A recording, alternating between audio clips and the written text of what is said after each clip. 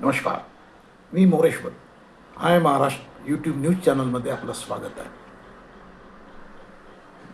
राष्ट्रवादी काँग्रेसच्या 2 गटांचं विलिनीकरण हा मुद्दा सध्या चर्चेत आहे.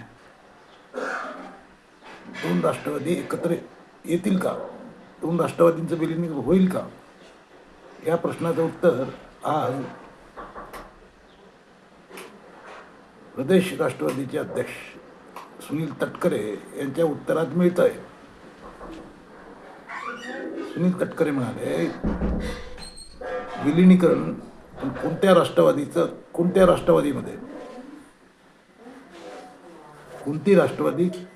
राष्ट्रवादीत विलीन करायचं, याचा अर्थ स्पष्ट आहे की अजितदादांची राष्ट्रवादी ही कायदेशीरदृष्ट्या अधिकृत राष्ट्रवादी आहे. कायद्याने अधिकृत राष्ट्रवादी म्हणून अजितदादांच्या राष्ट्रवादीला मान्यता आहे. त्यामुळे विलिनीकरण व्हायचं असेल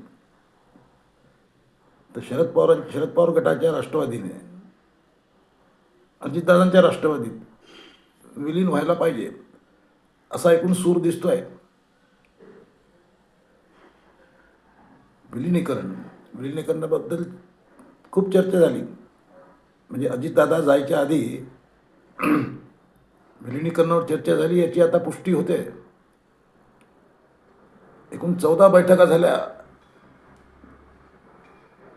आणि या साऱ्या बैठका अजितदादांच्या पुढाकाराने झाल्या.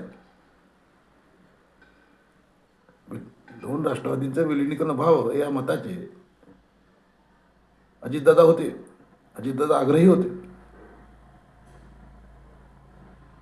पण अजितदादा असतानाचं विलिनीकरण कशा प्रकारचं असतं आणि आता अजितदादा नाहीत तर 2 राष्ट्रवादीचं विलिनीकरण कशा प्रकारचं असेल. दादा नाहीत, त्यामुळे आताचं विलिनीकरणावर शरद पवारांची छाप असेल. म्हणजे आता विलिनीकरण केलं तर तयार होणाऱ्या राष्ट्रवादीवर शरद पवारांचा प्रभाव वाढला असता. तसं होऊ द्यायला आताची राष्ट्रवादी म्हणजे अजितदादांची राष्ट्रवादी तयार नाही असं एकूण दिसत आहे.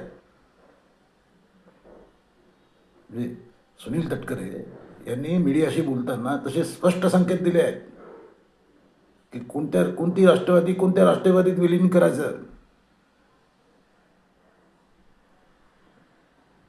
याचा अर्थ स्पष्ट आहे की अजितदादांची राष्ट्रवादी ही NDA सोबत आहे, भाजपसोबत आहे. महाराष्ट्रात महायुती सरकारमध्ये अजितदादांची राष्ट्रवादी आहे. त्यामुळे भाजपची साथ संगत चालणार असेल, भाजप चालतो का तुम्हाला? भाजप चालणार असेल तर विलिनीकरण होऊ शकते असे स्पष्ट संकेत आज सुनील तटकरे यांनी दिले आहेत. त्यामुळे आता शरद पवारांना स्पष्ट भूमिका घ्यावी लागेल. भाजपसोबत जायला आवडेल का शरद पवारांना? भाजपसोबत जायला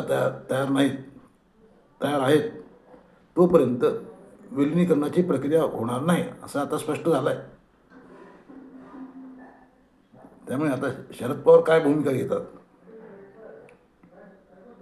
कारण अजितदादा नाहीत. अजितदादा असताना विलिनीकरणाची प्रक्रिया जोर पकडला होता. तर तेव्हाचं विलिनीकरण त्यात अजितदादांचा प्रभाव असता.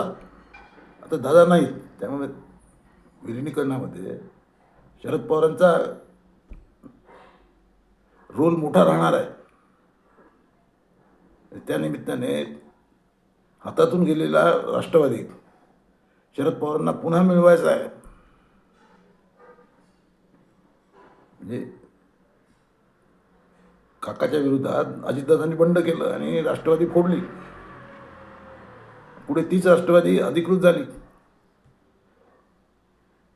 तेव्हा आता शरद पवारांना जर कायदेशीरदृष्ट्या ती परत मिळवायची असेल तर विलिनीकरणावर कशा प्रकारची छाप असणार ते पाहावं लागेल.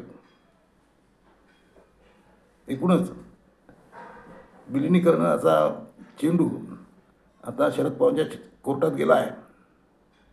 शरद पवारांना स्पष्ट भूमिका घ्यावी लागेल. शरद पवारांचा आतापर्यंत रोल पाहता शरद पवार भाजपसोबत जाण्याची तयारी दाखवतील अशातला विषय नाही. त्यामुळे आता एकूणच नजीक भविष्यात विलिनीकरणाची चर्चा नाही.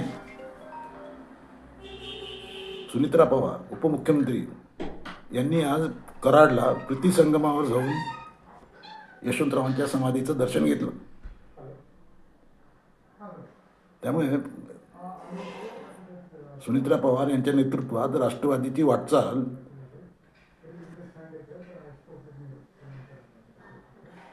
म्हणजे यशवंतरावांनी चालवलेल्या शाहू फुले आंबेडकर यांच्या विचारधारेवर चालणार आहे. अशा परिस्थितीत आता विलिनीकरण हा नुसता एक गोंडस नाव तेवढंच राहील.